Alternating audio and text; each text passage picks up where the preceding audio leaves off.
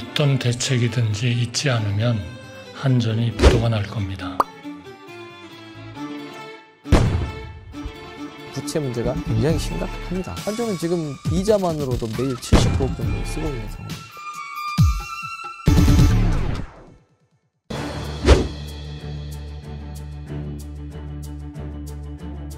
가장 큰 요인은 역시 전기요금을 제대로 조정하지 못한 것인데요. 전 정부에서 계속 국제유가가 오르고 가스값이 오르고 하는 그런 와중에서 가격을 고통스럽지만 조정을 좀 해주셨어야 되는데 이거를 조정을 못한 거죠.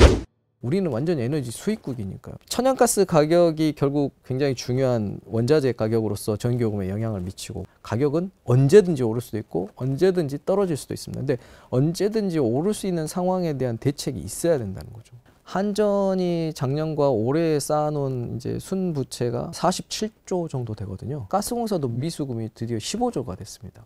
한전과 가스공사의 부실 문제, 부채 문제, 재무적인 부채 문제가 굉장히 심각합니다. 채권을 발행해서 메꾸고 있으니까. 금융하시는 분들하고 얘기하면 이미 파산을 해도 이상한 거 아닌가? 라는 이야기를 계속 이야기하실 수밖에 없고, 누군가는 돈을 내야지 풀리는 문제거든요. 근데 지금 만약에 요금을 낸다고 하면 과거의 사용자가 내야 될 돈을 현재의 사용자가 내야 되는 문제가 되지 않겠습니까? 이걸 올리려면 국민들에게 어떤 또 부담이 되는 상황이 되기 때문에 정치권 또는 이제 정부 입장에서 굉장히 곤란한 상황을 경험하시게 될 거예요. 천연가스나 다른 가격이 떨어지지 않는다면 저희는 요금을 올릴 수밖에 없는 상황이라고 보입니다. 안 올리면 어떡할 거냐? 대안이 있느냐? 대안이 없죠. 미룬다고 해서 해결이 된다면 얼마든지 미뤄도 좋겠습니다. 근데 이 미루는 문제는 결국 다음 사용자, 미래 세대에게 너네가 책임져라 라는 상황이 될 수가 있다는 거죠.